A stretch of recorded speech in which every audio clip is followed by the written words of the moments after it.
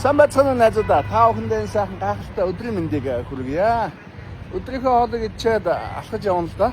Тэгээд завтаа болохоор ирсэн чат комментүүдийг үзэж яхад нэгэн бодол надад төрөх юм аа. Манай залуучууд өөртөө биш бусдад их итгэж найдах юм аа. Манай ах ихч, манай аав ээж тэгнэ гэсэн, ингэнэ гэсэн, тэнд энд ажилдаг гэсэн энэ асуудлыг маань шийдэж өгөх болов гэж ингээд бодоод шийдсэнгүй.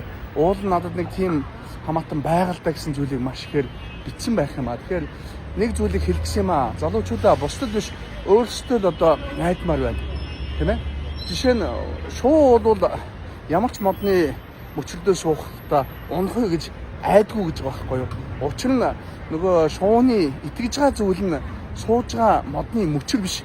Өөрийнх нь далавч уу өөрөө байхгүй юу? Эндээс юу гэж хэлчихсэн гэхээр хүн биш өөрсдөө найдаж амьдрмаар байна.